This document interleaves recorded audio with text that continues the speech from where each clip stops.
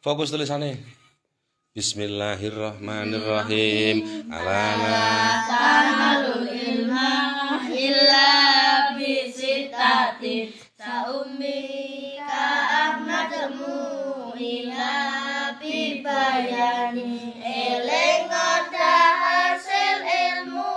angin perkara bakal tak ceritake kumpule kanthi bertelo lukain wa irsin wa tibarin wa burgotin wa islaki ustadin wa turi zamani rupane limpat rupa sabar ono samune lan biwulane guru lan sing suwe mangsane anil ma'ilanak al-qadar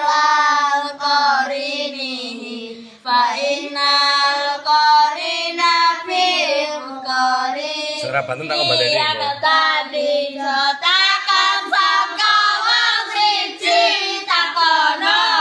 kancane krono satemene kanca manut kancani fa'in kana dasyarin badani behusuratan wa'in kana khairin faqarin hutah tadien ana kanca ana lakune dak dono yen ana kanca bagus enggal cakos dono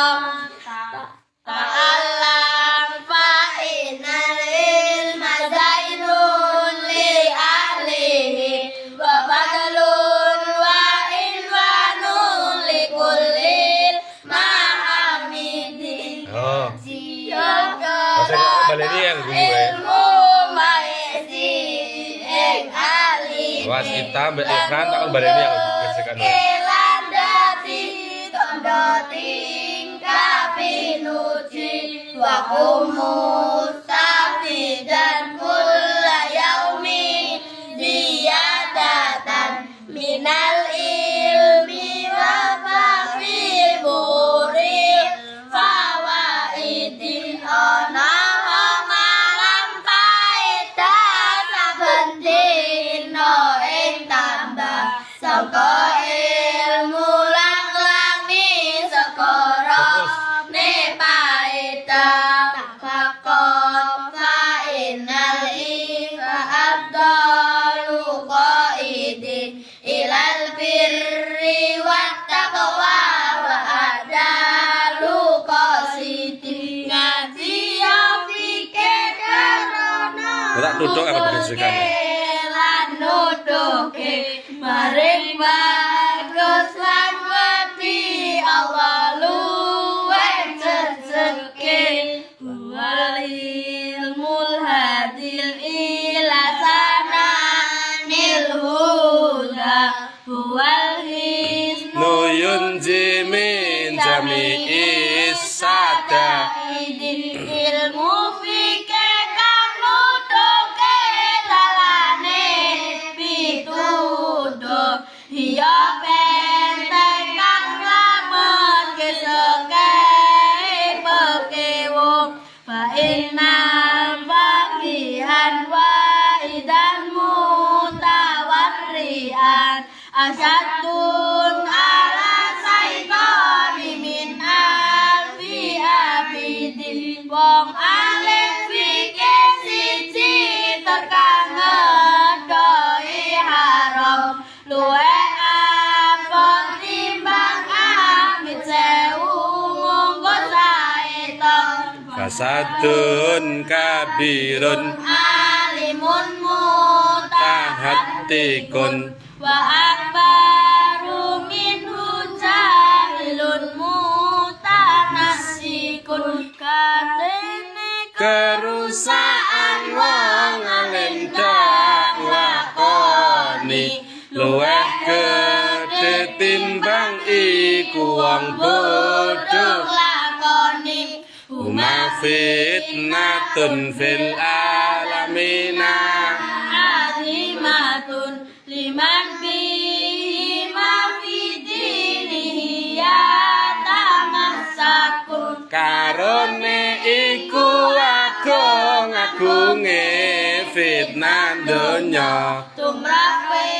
wong kang tetanggan perkara agama tamannai ta antum si fakihan munadiran bi ghairi anain wal junun fununu sira kepengin dadi alim fikih kang weton tanpa kangelan edan iku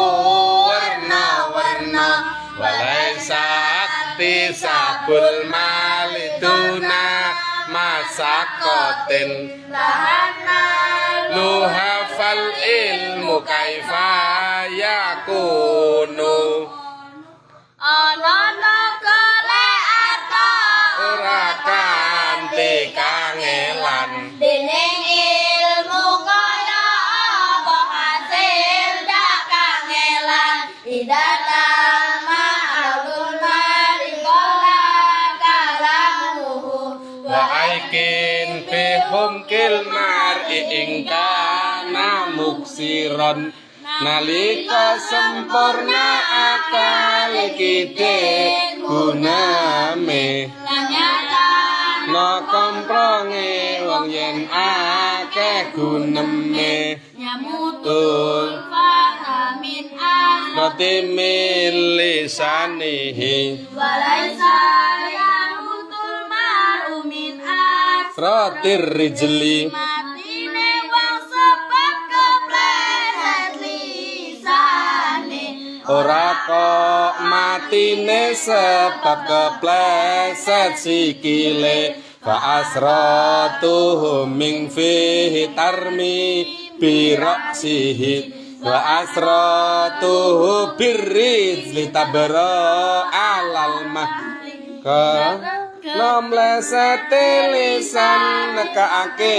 balang endas dene mlesete sikil suwe-suwe bisa waras ahul ilmi hayyun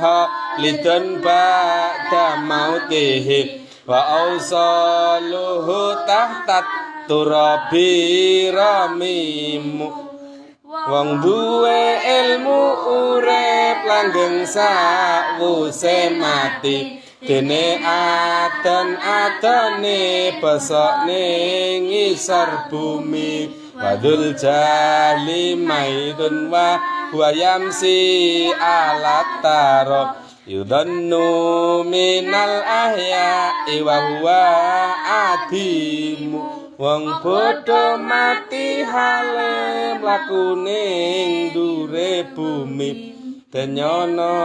wong kang urip nanging padha wong mati